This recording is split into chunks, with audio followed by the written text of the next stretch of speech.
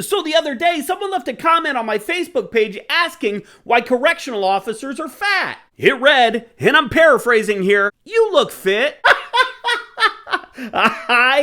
I look fit? Now, I've been called a lot of things in my day, but never have I ever been called fit.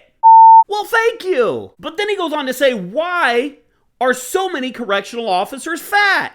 Well, fortunately for our friend here, I'm somewhat of a subject matter expert when it comes to being a fat correctional officer. Oh, I'm sorry, stocky. My doctor says that I'm stocky. And my grandmother too, when she was alive, called me stocky. Look, there are several factors that impact an officer's fitness, and fucking pepperoni pizza is one of them. But in this video, I'm going to dive into the 3 that stand out to me. And pizza doesn't count as one of those 3. That's a bone. Pepperoni pizza is a bonus tip for you.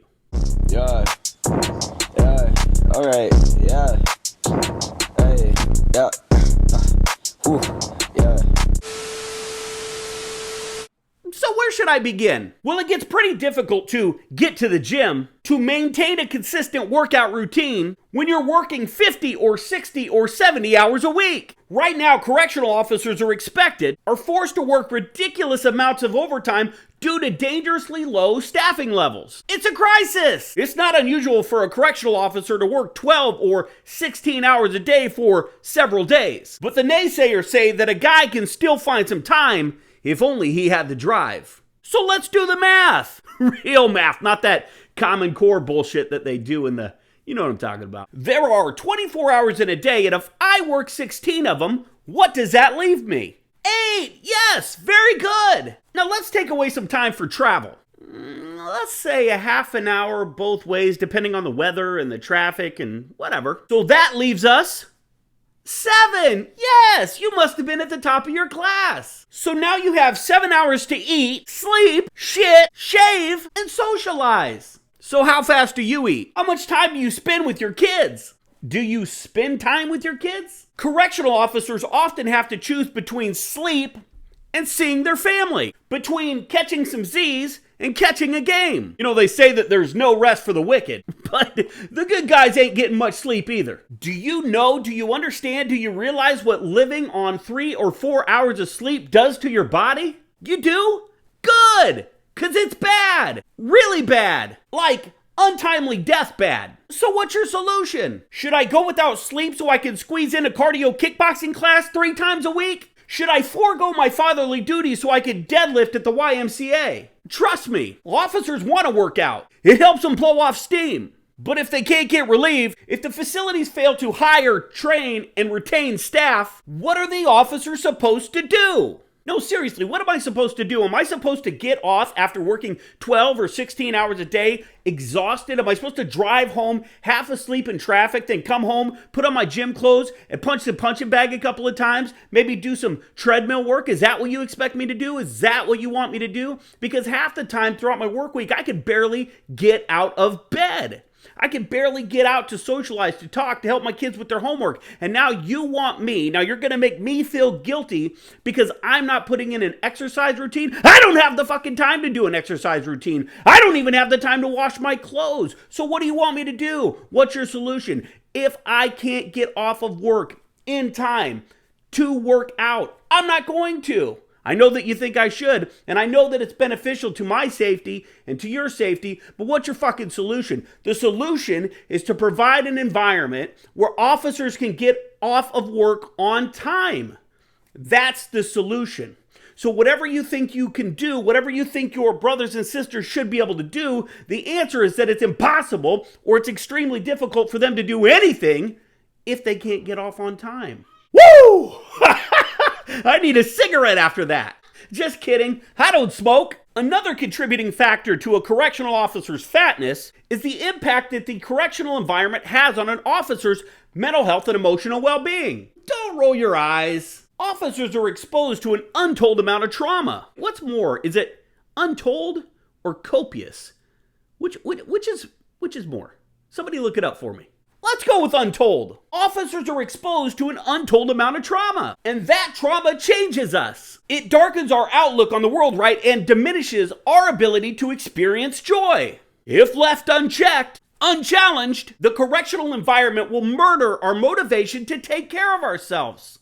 And not only that, officers may start participating in self-destructive behaviors, such as overeating, drinking, drugging. And we do this to mask the pain, to quiet the screams. We seek out these enticing devices because our world is spiraling out of control. And a pizza, a glass of whiskey, and a handful of melatonin provides us the relief, the satisfaction. It replaces the sadness. So if an officer is suffering, is struggling to save his sanity, that officer probably doesn't give a shit about his physical health. Now, for some of you, I understand that this information is uncomfortable. Like, it doesn't make sense to you because you're not at a stage in your life where this job has affected you yet, or affected you to the degree that it has affected some of the other people, right? If you aren't familiar with anxiety, like a real panic attack, if you're not familiar with what actual depression feels like, depression where you can't even pull yourself off of the couch, out of the bed, to go outside, to participate in normal life, then I understand that this doesn't make any sense to you. And that's a good thing. But that doesn't mean that there aren't those of us who are out there that are feeling this. Those of us that are out there that you have sworn an obligation to protect, that you swear that you love, that you have their six.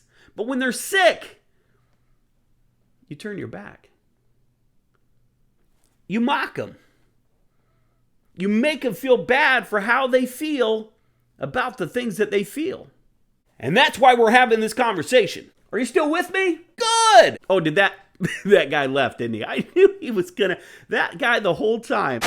Look, lastly, I'm gonna talk about cortisol. Look, when your brain feels threatened, it enters this survival mode, and it initiates the fight or flight response. Now, I won't get crazy with the science, but basically, your body releases cortisol and adrenaline to help it survive whatever's happening, which is okay for the short term. However, correctional officers are often in a state of hypervigilance for a long period of time. We are always watching and waiting for something to happen. This causes our body to release adrenaline and cortisol, which the body stores, causing a disruption in how the officer's body operates. Simply put, an overabundance of cortisol due to prolonged periods of stress increase visceral weight gain, making those who are experiencing that stress fat. In layman's terms, because of our job and the fact that we're always operating in an extreme state of arousal, our body thinks it's dying and stores fat to try to survive.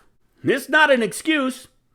It's the truth. Look, officers understand that their physical strength and their ability to perform and defend themselves directly impacts the safety and security of their understaffed facility. But we can only do so much. We can only endure so much before it breaks us down. So that's that. 3 reasons that I believe that we get fat.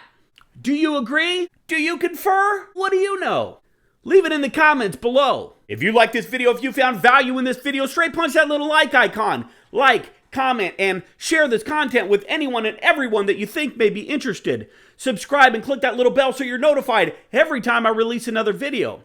And if you're looking for more correctional content, head on over to my Facebook page. I'll post the link in the description below so you know where to go. All right, guys, that's all I got. Until next time, be smart, stay safe, stay sane, and we'll talk soon. Hey, hey, hey, yeah, hey, hey, yeah, yeah, hey, hey, hey,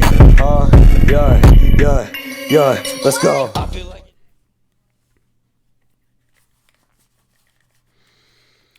woo! La la la la la la la la la la la la la la la la la la la la